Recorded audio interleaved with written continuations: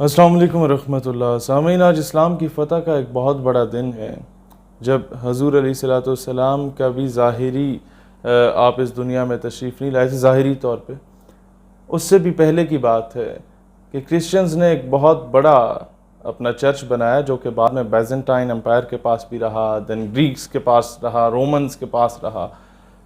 और ये जिस तरह वेटिकन सिटी में पोप एक मरकज़ी हैसियत रखता है, जहाँ पर ईसाइयों के सारे पॉलिटिकल फ़ैसले होते हैं, उनके सियासी फ़ैसले होते हैं, उनके मजहबी फ़ैसले होते हैं, दुनिया के किस तरीके से मुसलमान ममालिक को ज़दोकोब करना है, इस तरह के फ़ैसले किए जाते हैं। किस तरीके से मिडल ईस्ट में घुस के मुसलमानों के ऑयल रिज़र्व्स को काबू करके मुसलमानों को आपस में लड़वा के डिवाइड एंड रूल की पॉलिसी पे बारी बारी उनके लैंड्स को ऑक्यूपाई करना है, किस तरीके से फ़लस्तीन से मुसलमानों को गज़ा स्ट्रिप से निकाल के बाहर फेंकना है। इस तरह के फ़ैसले जो अब वेटिकन सिटी में पोप करता है, ये फ़ैसले यहाँ पर हुआ करते थे आगिया सूफिया में, और ये इस्तांबुल में वाक़ है में ये बना, और ये कई सौ साल तक चलता रहा। ये बात मैं आपको बता रहा हूँ, आज से 1500 साल पुरानी बात है। 1453 में जाके सुल्तान मोहम्मद फ़ातिह रहमतुल्लाह अलैह, जो कि एक तुर्क जंगजू थे और तुर्क एक लीडर थे, उन्होंने इस्तांबुल को जब फ़तह किया तो आगिया सूफिया को एक मस्जिद बनाया, और वहाँ पर 7 मरतबा अज़ानें दी गईं। उसके बाद उसको पाक किया गया उस मस्जिद को, और वहाँ पर 5 वक्त की नमाज होती थी और अज़ान गूंजा करती थी। देन सल्तनत उस्मानिया पे ज़वाल आया।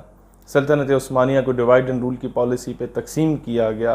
कुछ हमारे सो कॉल्ड अंग्रेज़ों के कुत्ते नहलाने वाले हर इस्लामी रियासत में मौजूद होते हैं।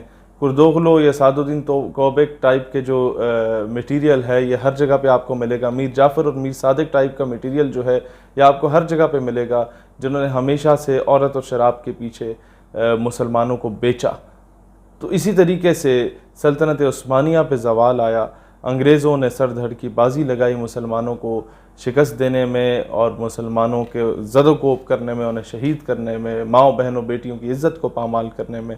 और उस सल्तनत के ज़वाल के बाद जब मुस्तफ़ा कमाल अतातुर्क को लॉन्च किया गया, वहाँ पे 1935 में मुस्तफ़ा कमाल अतातुर्क ने इस मस्जिद को वापस हटवा के मस्जिद से एक म्यूज़ियम बना दिया पुरानी तारीख़ का। और ये म्यूज़ियम बैनुल अक़वामी सतह के लोग आके इधर बैठा करते थे, इसे ईसाइयों की तारीख़ के तौर पे याद रखा जाता था। पिछले कई सालों से जब से तैयब अर्दगान हुकूमत में आया, तो उसने इस पे केस किया और कहा कि इसे वापस मस्जिद बनाया जाए सुल्तान मोहम्मद फ़ातिह की तर्ज पे। और वो केस का फ़ैसला 3 दिन पहले आ गया था, लेकिन उसे महफूज कर लिया गया था। उसकी वजह ये थी कि इंटरनेशनल प्रेशर बहुत ज़्यादा था।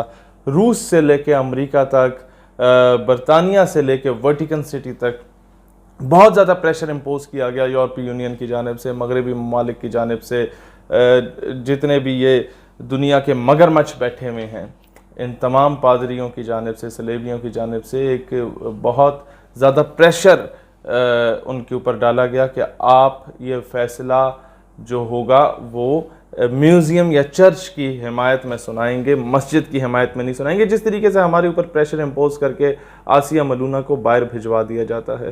तरजीहात की बात होती है, यहाँ पर मंदिर बन रहा है और वहाँ पर क्या हो रहा है, ये अपनी अपनी तरजीह, अपनी अपनी डायमेंशंस, आप किसकी पैरवी करना चाहते हैं, आप किसके टुकड़ों पे पल रहे हैं, आप किसके बूट पॉलिश कर रहे हैं, आप किसके घोड़े कुत्ते नहला रहे हैं, ये इस पे डिपेंड करता है।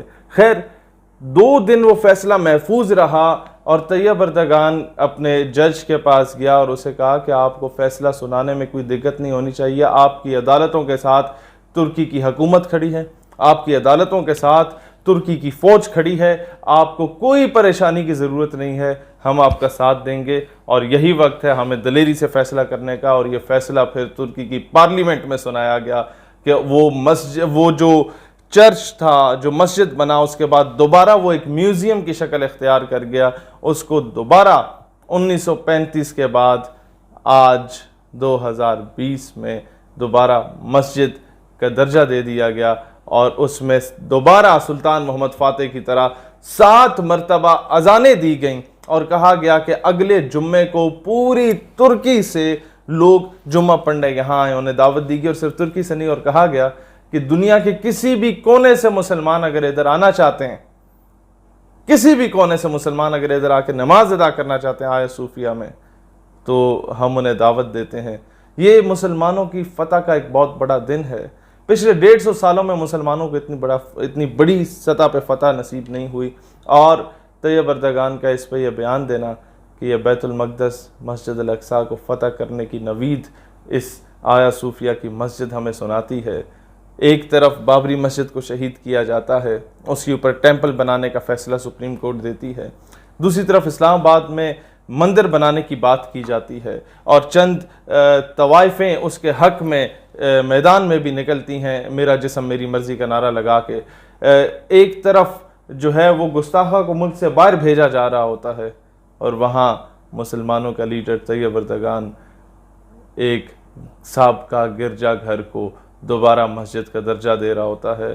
दुनिया को है फिर मारकाए रूहो बदन पेश, तहजीब ने फिर अपने दरिंदों को उभारा, अल्लाह को पामर्दी मोमिन पे भरोसा, इब्लीस को यूरोप की मशीनों का सहारा, काफिर है तो करता है शमशीर पे भरोसा, मोमिन है तो बेतैग भी लड़ता है सिपाही। इंशाल्लाह वो दिन दूर नहीं जब दोबारा सल्तनत उस्मानिया, दोबारा ये सल्तनत बनेगी, इंशाल्लाह वो दिन दूर नहीं।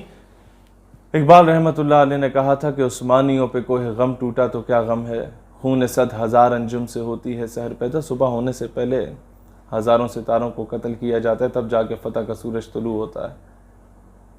और वो दिन दूर नहीं कि समझेगा ज़माना तेरी आंखों के इशारे, देखेंगे तुझे दूर से गर्दों के सितारे, जिन सितारों की तरफ तू देख के अपने मुस्तकबिल का पता लगाता है ना कि जी आप हमें बता दीजिए, नजूमियों से पूछ के सितारा क्या कहता है, नहीं, तब सितारे तुझे देख रहे होंगे कि तू क्या चाहता है, तू बता, वो तेरे मुंतज़िर होंगे, तू सितारों का मुंतज़िर नहीं होगा। सितारों से आगे जहां और भी हैं, अभी इश्क के इम्तिहान और भी हैं।